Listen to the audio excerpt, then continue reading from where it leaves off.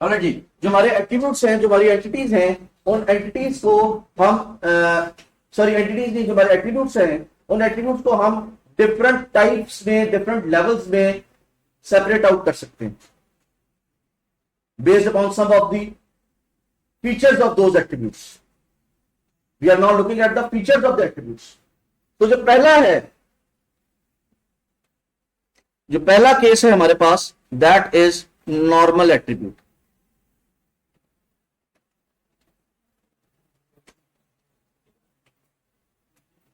Normal attribute ये everyday regular run of the mill attribute है।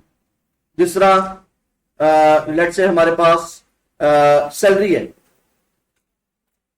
या जिस तरह हमारे पास जी डेट ऑफ ज्वाइनिंग है, ठीक है, इसकी कोई स्पेशल, इसके ऊपर कोई चीज अप्लाई नहीं हो रही, कोई स्पेशल केस नहीं है ये।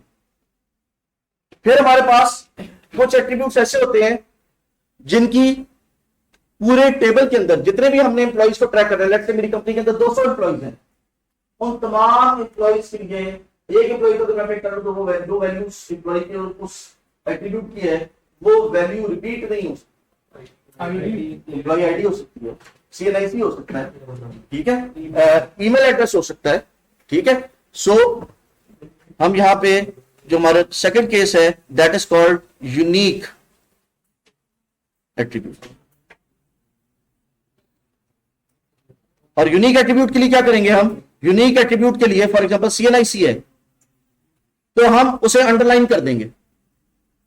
जो हमारा बलून था उस बलून के अंदर हम उस एट्रीब्यूट के नाम को अंडरलाइन कर देंगे, ये शो करने के लिए कि ये एट्रीब्यूट की वैल्यू की बात करेंगी, अन्यथा यूनिक है। पूरे टेबल के अंदर ये वैल्यू दोबारा रिपीट नहीं हो सकती, ठीक है। सो CNIC को लेट्स से जिस हमने किया तो हमारे पास इस डेटा के अंदर कौन कौन से यूनिक एट्रीब्यूट्स हैं? लेट्स से एम्प्लॉय आईडी है, CNIC है, ईमेल एड्रेस है, ईमेल एड्रेस है, एड्रेस तो सेम भी होता एक ही एड्रेस के ऊपर मल्टीपल लोग रह सकते हैं। कॉन्टैक्ट नंबर हमने भी लिखा है, ये मोबाइल फोन का नंबर है, और इवन अगर मोबाइल फोन का नंबर है भी तो हो सकता है 2 लोग एक ही मोबाइल शेयर कर रहे हैं, ठीक है। वो भाई है दोनों, DIT करते रहते हैं, तो सेम मोबाइल फोन नंबर पे आप उनको एक्सेस कॉन्टैक्ट कर सकते हैं, ठीक है। इसलिए हम मोबाइल फोन को फिलहाल यूनिक नहीं कर रहे, ठीक है, या हम फोन नंबर को यूनिक नहीं कर रहे, ठीक जी। जेंडर को यूनिक कर दें, जी। अच्छा, उसके बाद हमारे पास कुछ एट्रीब्यूट्स ऐसे होते हैं जो कि by themselves are made up of some other group of attributes. These are called complex attributes. Number 3 कर देते हैं, complex attributes. इसको let me bring it one line down. Complex attributes.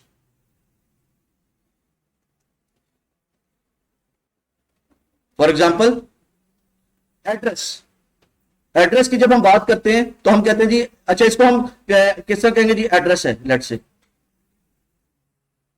Address उसी तरीके से बलून है, लेकिन इस बलून की आगे ब्रांचेस हो सकती हैं। For example address can be composed of house number,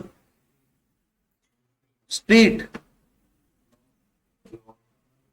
city, country,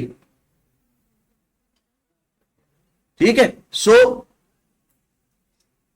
हमारे पास हाउस नंबर जो एड्रेस है, एड्रेस प्रोबेबली मल्टीपल चीजों का कॉम्बिनेशन है जिसको हम एड्रेस कह रहे हैं, मल्टीपल चीजों का कॉम्बिनेशन है जिसको हम एड्रेस कह रहे हैं, या ये कह लें कि एड्रेस जो है उसकी यूनिट सिर्फ 3 या 4 फील्ड होंगी, ठीक है। सो ये जो चीजें हैं, ये जो एट्रीब्यूट्स हैं, इन एट्रीब्यूट्स को हम यहां पे लेट्स से हम कहते हैं जी हाउस नंबर,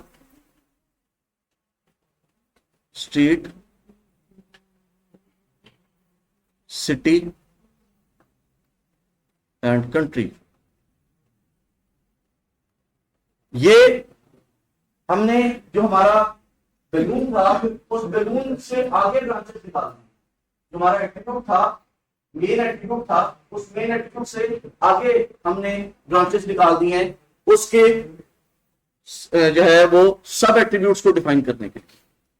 और कौन से हो सकते हैं? फॉर एग्जांपल मेरे पास नेम है, now name itself composes of two components, first name and last name. So मैं कहता हूं जी नेम जो है it could have F name and L name. 23, what is 23? ठीक है, जब हम डेट की बात करते हैं तो डेट के अंदर तीनों ईयर, मंथ और डेट सारी चीजें कंबाइन होती है तो डेट बनती है। ठीक है, उसका सब पोर्शन नहीं होता। जो मंथ है दैट इज नॉट अ सब पोर्शन ऑफ डेट। ठीक है, डेट जो है उसको हम सब डिवाइड नहीं करते। ठीक है जी, क्वालिफिकेशन। ओके, क्वालिफिकेशन को हम कहते हैं जी, किधर है हमारी क्वालिफिकेशन? क्वालिफिकेशन इधर है। अच्छा जी, क्वालिफिकेशन को हम कहते हैं जी, क्वालिफिकेशन जो है वो let's say he would have some degree. ठीक है, क्वालिफिकेशन तो हम कहते हैं G it would have some degree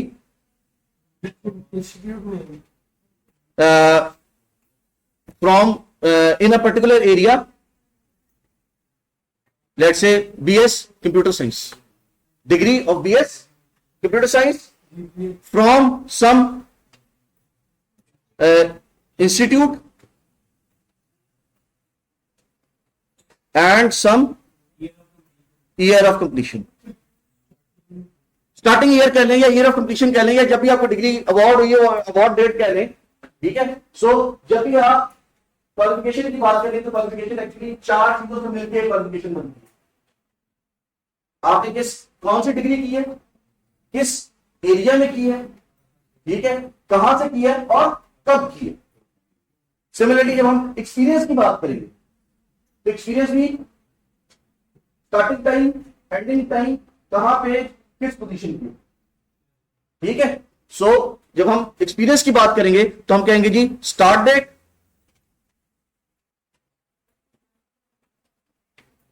and date,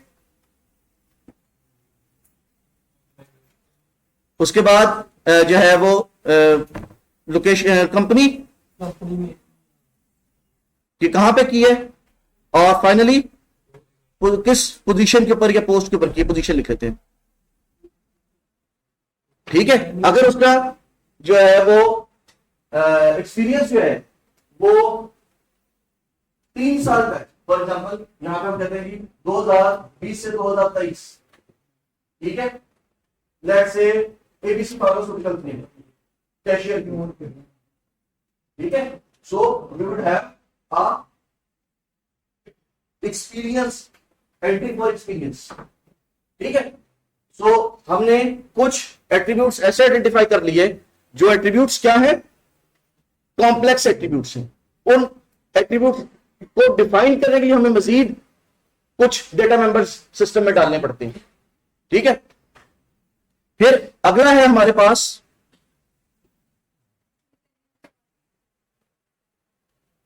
ठीक है, उसके बाद हमारे पास कुछ एट्रीब्यूट्स ऐसे हैं जिनकी बैक वक्त हमें एक से ज्यादा वैल्यूज ट्रैक करने की जरूरत पड़ सकती है। हमें एट द सेम टाइम जरूरी है कि हर एम्प्लॉय की हो, कुछ एम्प्लॉयज की हो सकता है एक वैल्यू हो, तो कुछ एम्प्लॉयज की हो सकता है वो वैल्यू एग्जिस्ट ही ना करती हो, और कुछ एम्प्लॉयज की एक से ज्यादा हो, 2 हो, 5 हो, 50 हो।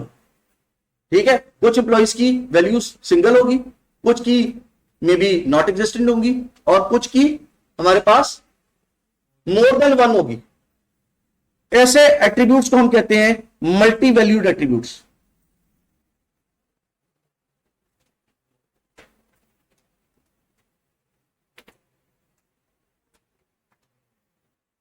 Multi valued attributes, for example हमारे पास अभी हमने थोड़ी देर पहले बात की थी फोन नंबर की। Employee can have multiple phone numbers. ठीक है, इसे हम किस तरह रिप्रेजेंट करेंगे, इसे हम डबल सर्कल से, डबल ओवल से रिप्रेजेंट करेंगे। ठीक है,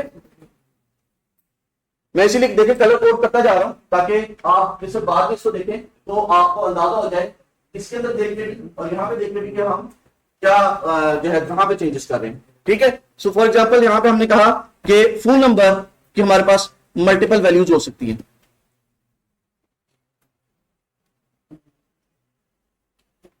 ठीक है, उसके अलावा वर्किंग आवर्स मल्टीपल हो सकते हैं। क्या सैलरी उसकी मल्टीपल होगी? क्या उसके नेम मल्टीपल होंगे? क्या उसकी एम्प्लॉय आईडी मल्टीपल होगी? क्वालिफिकेशन क्या उसकी डेजिग्नेशन मल्टीपल होगी? क्या उसका डिपार्टमेंट मल्टीपल होंगे? At the same time multiple departments का मेंबर होगा। ये जब हम बात करते हैं, देखें कैशियर से वो असिस्टेंट मैनेजर बना और असिस्टेंट मैनेजर से वो जो है वो चीफ अकाउंटेंट बना, चीफ अकाउंटेंट से लेट से वो जो है वो ब्रांच मैनेजर बन गया, लेकिन at any given time he was holding only one designation. ठीक है, through out the life of the system में भी उसके पास मल्टीपल डेजिग्नेशंस थी, बट एनी गिवन मोमेंट जब हम डेटा देख रहे हैं उस मोमेंट के ऊपर उसकी डेजिग्नेशन जो है वो सिंगल है। But he can have at the same time at the given moment an employee can have multiple phone numbers. जी, फोन नंबर हो गया, वर्किंग आवर्स हो गया, अभी और हमने क्या निकाला था? एक्सपीरियंस निकाला था।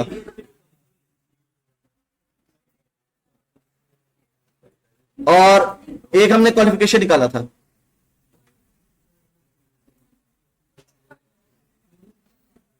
ठीक है जी,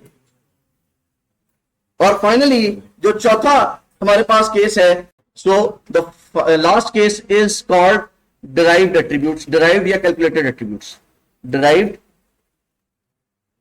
या कैलकुलेटेड एट्रीब्यूट्स। डिराइव्ड या कैलकुलेटेड एट्रीब्यूट्स, ये कौन से एट्रीब्यूट्स हैं? ये ऐसे एट्रीब्यूट्स हैं कि जिनकी वैल्यू अगर ना दी गई हो तो मैं फिर भी कैलकुलेट कर सकता हूं, बाकी डेटा को देख के मैं आपको ये इंफॉर्मेशन निकाल के दे सकता हूं। लेट्स से अगर मेरे पास डेट ऑफ बर्थ मौजूद हो तो मैं एज निकाल के दे सकता हूं, या अगर मैंने एक एट्रीब्यूट बताया था फुल नेम का तो मैं फर्स्ट नेम और लास्ट नेम को ज्वाइन करके फुल नेम बना सकता हूं। ज्वाइनिंग डेट से एक्सपीरियंस उसका करंट जॉब का निकलेगा, पिछली जॉब्स का तो नहीं निकलेगा। जब हम एक्सपीरियंस की बात करें तो experience is talking about past jobs. ठीक है, सो यहां पे हम कहते हैं जी लेट्स से हम डेट ऑफ एज जो है वो हम कैलकुलेट कर सकते हैं given the date of birth. अगर हमें डेट ऑफ बर्थ मालूम हो तो हम एज को कैलकुलेट कर सकते हैं। ठीक है, सो इसे हम डॉटेड या इसको इसके बजाय इसे हम क्या करेंगे, इसे हम डॉटेड या डैश लाइन के अंदर रिप्रेजेंट करेंगे। और फॉर एग्जांपल यहां पे हम ओरिजिनल उसमें भी आ जाएं, यहां पे हमारे पास ये एज का वेरिएबल था, इसको हम डॉटेड उसके अंदर रिप्रेजेंट करेंगे। सैलरी और ओवरटाइम के हाँ, अगर जो है वो हमारी जो है वो आवरली रेट होता, हमारी सैलरी कितना हमारे पास आवरली रेट होता, सैलरी भी होती और हमारे पास आवरली रेट होता और वर्किंग आवर्स होते, तो hourly rate and working hours को मल्टीप्लाई करके हम उसकी सैलरी कैलकुलेट कर सकते हैं। ठीक है, लेकिन इन दिस केस हमारे पास उसका आवरली रेट एम्प्लॉय नहीं है। अगर वो आवरली रेट एम्प्लॉय होता और हमारे पास यहाँ पे आवरली रेट होता कि उसको पर आवर जो है 1000 रुपीज पर आवर के 700 पेमेंट करनी है या 500 रुपीज पर आवर के हिसाब से पेमेंट करनी है, तो हम और हमारे पास ये रिकॉर्डेड होता है कि उसने किस टाइम पे काम किया है, तो हम उसको मल्टीप्लाई करके कैलकुलेट कर सकते हैं। जी, ईमेल एड्रेस को किस तरह कैलकुलेट करेंगे? सर मतलब जब एम्प्लॉय ज्वाइन करता है तो उसका एक कंपनी खुद बनाती है। कंपनी खुद बनाती है, तो कंपनी खुद बनाती है, क्या वो कैलकुलेटेड होता है? नेम से होता है, लेकिन अगर उसी नाम का लेट्स से अब्दुल्ला के नाम का ऑलरेडी हमारे पास एक एम्प्लॉय है, तो हमने abdullah@imtiaz.com के नाम से एक एम्प्लॉय बनाया हुआ है, एक और अब्दुल्ला आ जाता है, हमारी अपनी क्लास में 3 अब्दुल्ला है, तो आप दूसरे अब्दुल्ला को क्या करेंगे? ठीक है, हाउ वुड यू वेरीफाई? अच्छा, पहला अब्दुल्ला चला गया है, आईडी से बताएं। ठीक है, सो कैलकुलेटेड। अगर तो आप आईडी से बता रहे हैं, जैसे आप कहते हैं कि आपका स्टूडेंट जो रोल नंबर है और आपका ईमेल एड्रेस जो है वो लिंक्ड है, ठीक है, इस केस में तो आप कह सकते हैं कि आपका ईमेल एड्रेस कैलकुलेटेड है, कि जो भी आपका रोल नंबर होगा एडमिशन भी लगाएं तो वो आपका ईमेल एड्रेस बन जाएगा। लेकिन इस केस के अंदर शायद वो नहीं होगा, ठीक है।